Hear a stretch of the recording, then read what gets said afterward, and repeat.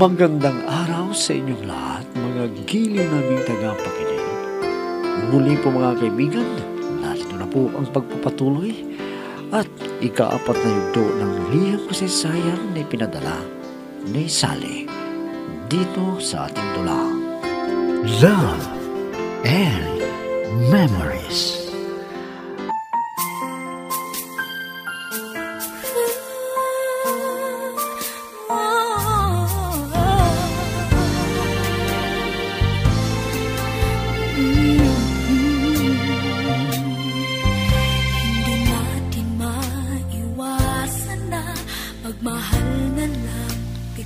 Dinalaw ni Melly si Chato noong malapit nang mag-graduate sa elementarya. Akala ko ay babawiin na niya ang kanyang anak. Pero hindi, dahil ayaw niyang magulo pa ang isipan ni Chato. Kaya kinausap lang niya at niyakap si Chato. At nagkaroon na rin ng asawa ang pinsan ko. Pero ayaw niyang makasama ang anak ni Melly sa una. At nagkaroon ng pagkakataon na pumunta sa abroad si Melly. Kaya kinausap niya ako na tutulong sa pagpapaaral sa kolehiyo ni Chato. Pero di namin sasabihin kay Chato na ang tunay niyang ina ang gagastos para sa pag-aaral niya sa kolehiyo. Hanggang dumating ang araw na hinihintay namin.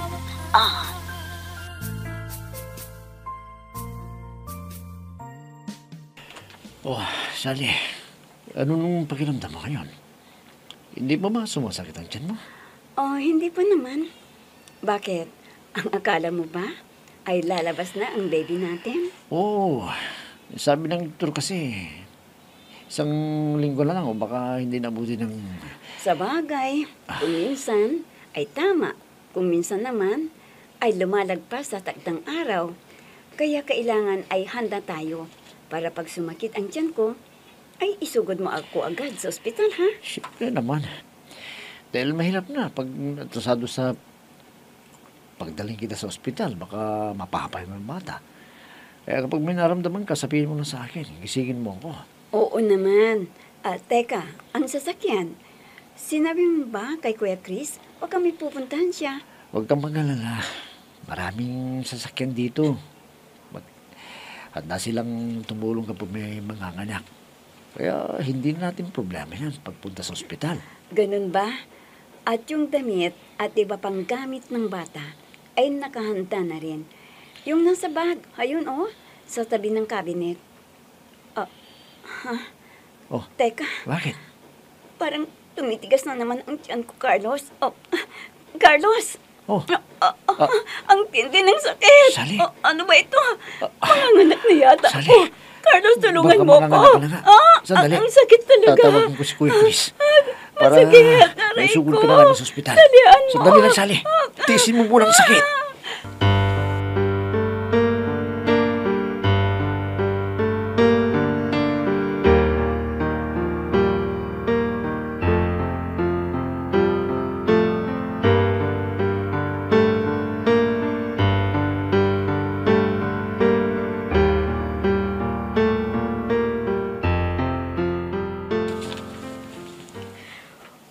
Sige na, Chato, apo. Matulog muna tayo dahil gabi pa. Lola, saan po ba pupunta sina Daddy at Mami? Parang sumasakit ang tiyan ni Mami. Oo, apo.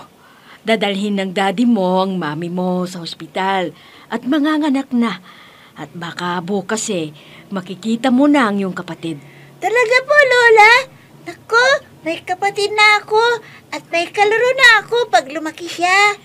At dapat alagaan mo at mahalin mo ang iyong kapatid, apo. At ikaw ang panganay. Kaya ikaw ang magbabantay sa kanya. Opo, Lola. Ako ang ate niya. Kaya dapat lang naasikasuhin ko. At sana makita ko kaagad ang kapatid ko, Lola. Siyempre, makikita mo pag umuwi na sila dito, mami mo at daddy mo. Kaya matulog muna tayo dahil malalim pa ang gabi. Para hindi tayo mapuyat. May klase ka pa man din bukas. Wala po akong klase bukas dahil Sabado naman.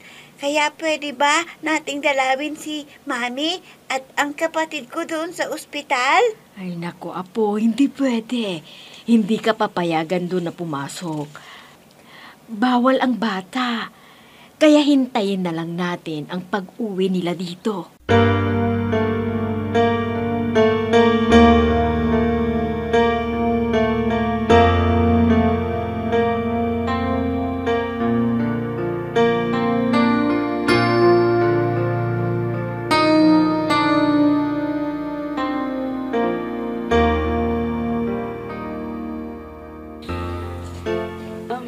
Carlos, ano bang anak natin?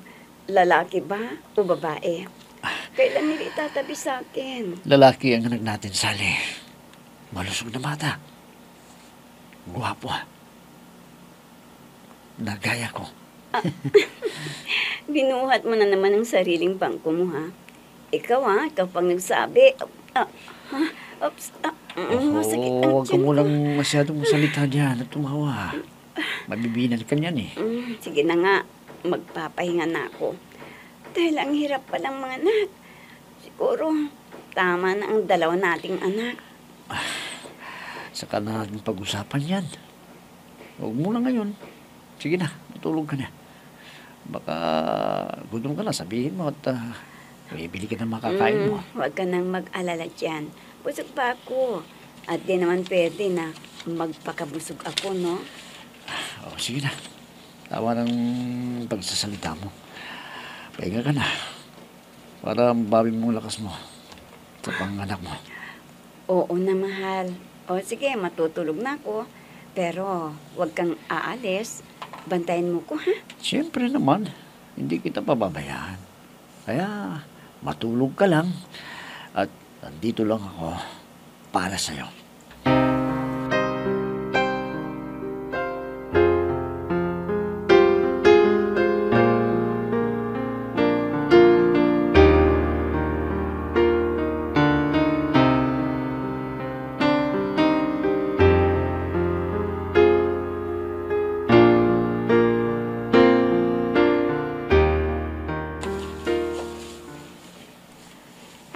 Toro, anak. Bakit ka pumunta rito? Ano bang kailangan mo? Wala naman po, inay. Hindi kayo umuwi. Akala ko may sakit ang ate. Bakit wala po siya dito? Ay, nasa ospital ng ate mo at nanganak na siya kahapon. Kaya sinamahan ko muna si Chato rito. Dahil takot siya pag walang kasama. Ganun po ba? Inay, may kita po ako. Kaya gusto kong ibigay sa inyo para makaipon tayo para sa tag-ulan. Sigurado na mahirap ang kumita dahil konti ang tao sa palengke. Ito po. Salamat, anak, ha. At nagtino ka na ng konti. At iniisip mo ang para sa tag-ulan. Pwede ba sabihin mo sa akin, anak, ano ba yung trabaho mo sa palengke? Nagkakargador po ako, inay. Malinis naman ang trabaho yun. Kaya huwag kayong mag-alala na gagawa ko ng masama. Mabuti naman. At yan pala ang trabaho mo. Hindi bale. Basta may kita ka. Pero huwag ka namang magbubuhat ng mabibigat, ha? Hindi po, inay. May pinaglalagyan po ako. At hindi ako nagbubuhat na masyado. Sige, anak. Teka, baka hindi ka pa kumain. Pumunta ka doon sa kusina at may niluto si Tasing na ulam. Opo, inay. Makikain na lang ako dito kina ate para hindi po ako gutom na magtrabaho. Tsaka na ako pupunta sa palengke.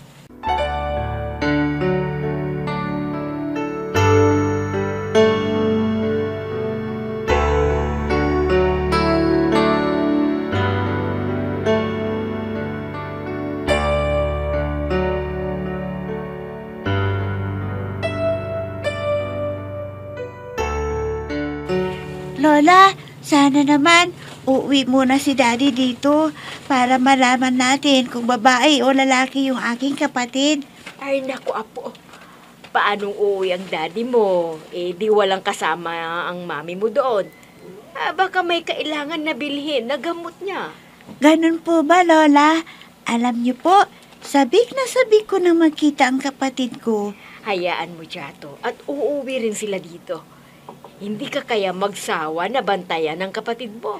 Hindi po, Lola. Siyempre, kapatid ko yun. Kaya aalagaan ko siya pag wala akong pasok. Mabuti naman at nakapanganak na ang mami mo. Tamang-tama. Pag graduation mo sa high school ay makakadalo na sila ng daddy at mami mo. Opo, Lola. Napakasaya ko sa araw na yun. Pag makita ko sina Daddy at Mami, nakasama ko sa aking pagtatapos dahil may medals po ako na isasabit nila sa akin. Aba, talagang matalino ka, Apo. Sana hanggang sa kolehiyo ay mananatili ang iyong talino para lagi kang may medalya na makakamit at magiging masaya ang daddy at mami mo sa iyong tagumpay sa iyong pag-aaral. Araw-araw na lang pinapayuhan ng sarili na kaya ko pa lahat, pwede pa magagandang alaala. Carlos, kailan daw ako pwedeng lumabas dito sa ospital? Naiinip na ako dito. At namimiss ko na rin si Chato. Huwag kang mag-alala. Ang sabi ng doktor, baka bukas makakalabas ka na. Dahil normal naman ang iyong panganganak. Malusog naman ang bata. Wala ka rin depresya sa katawan. Ay, naku Carlos. Hindi ko kayang magtagal dito sa ospital. Hindi ako makakakain ng husto. Dahil sa naamoy ko ang mga gamot. At hindi rin ako makatulog ng gusto dahil sa iyak ng mga bata dito sa kinaroroonan natin. Kahit ako, pero tinitis ko Dahil makakalabas ka rin. At kailangan na walang problema sa inyo ni baby. Kaya inoobserbahan pa kayo ng doktor. Ganun ba? Sana matapos na ang ginagawa nila para sa amin ni baby. Dahil gusto ko na talagang umuwi sa bahay. Doon ako magpapahinga ng gusto. Oo, si Inay na munang bahala sa'yo na mag-alaga. Dahil tapos na rin ang 3 araw na bakasyon ko. Sige Carlos. Dahil kailangan naman na magtrabaho ka. Dahil may anak na tayo na magagatas at iba pang kailangan niya. Yun din ang iniisip ko Kailangan ko nung dagdag na kita para masuportahan kong pangangailangan ninyo ng anak natin.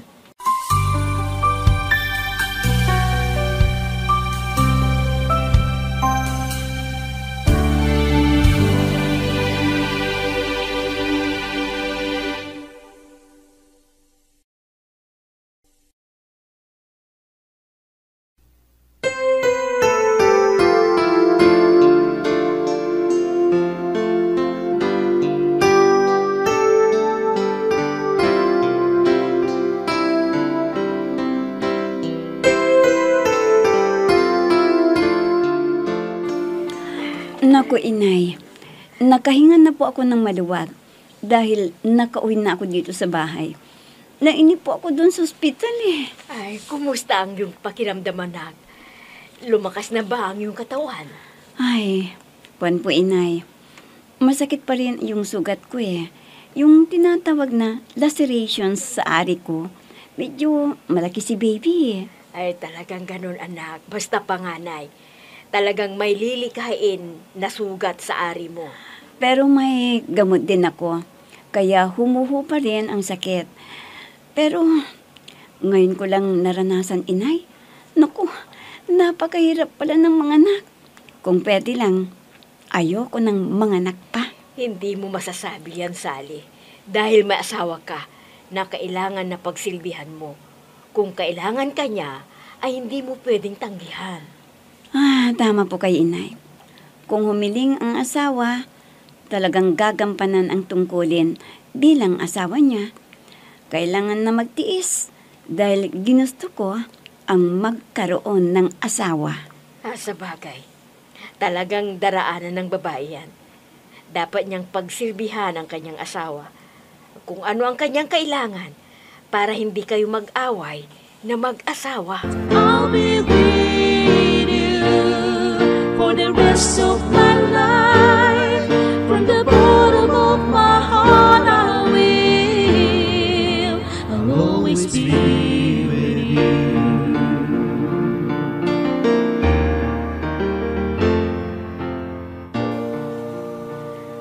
Mabuti at umuwi ka na, Apo. Nandito na ang iyong hinihintay. Ang mami mo at ang iyong kapatid. Ha? Totoo pala, Lola. Naku, sabi ko na silang makita. Pero baka maisturbo ko si Mami. Nagpapahinga yata. Ay di, silipin mo. Baka nagising na.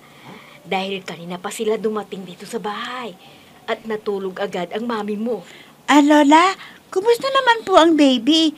Ano po bang kapatid ko? Babae o lalaki? Isang malusog na lalaki ang kapatid mo, anak.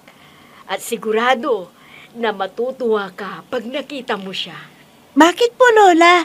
Ano bang meron sa kanya? Bakit ang sabi niyo matutuwa ako sa kapatid ko? Ikaw na ang tumingin sa kapatid mo. At alam ko na sasabihin mo na totoo ang sinasabi ko sa'yo. Sige, Lola. Sisilipin ko sandali kung gising na si Mami para mayakap ko siya dahil namiss ko masyado ang Mami ko eh. Dito muna kay Lola Pupunta ako sa kwarto ni na Mami at Daddy.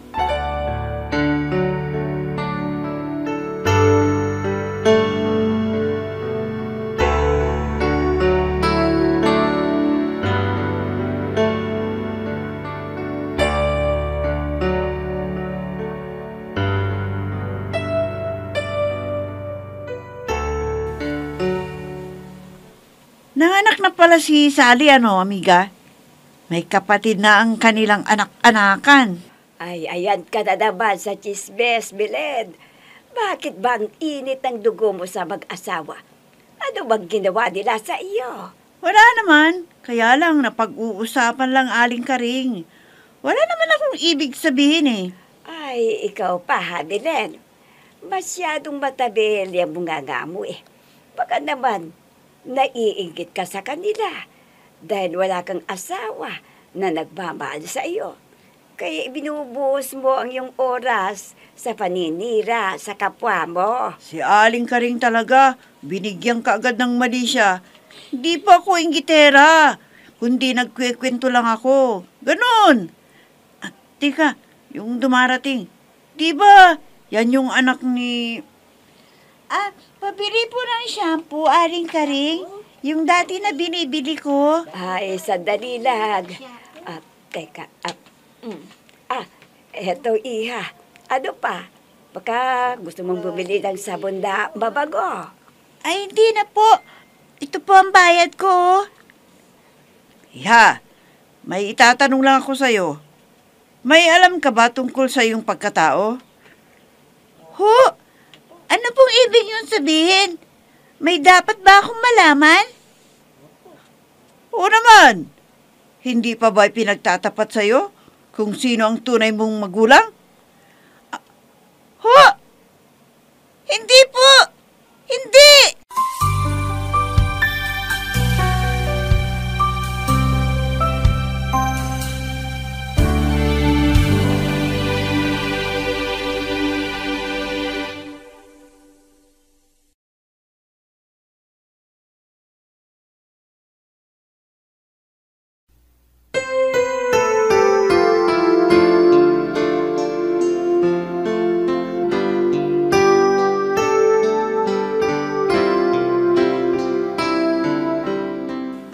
Maniwala kaya si Chado sa sinabi sa kanya?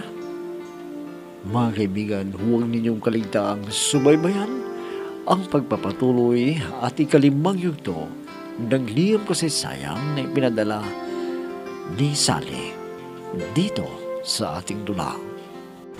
Love and Memories. Mga nagbibigay buhay sa ating dula ay sina Mayra Abrihal Narnola, Susan Malikdem, Robert de Guzman, Yehuda Ismael, Eva Alcoriza, Jun Cabato, Ami Diaz, at si Oscar Ora. Technical supervision at musika ni Oscar Ora. Nilabatan ng tunog ni Robert D. Guzman. Mula sa panulat at direksyon ni Ami Diaz. Love and Memories. Inihahandog sa inyo ng F3 Recording Studio para sa Pambansang Radyo ng Pilipinas, Bombo Radio, Philippines.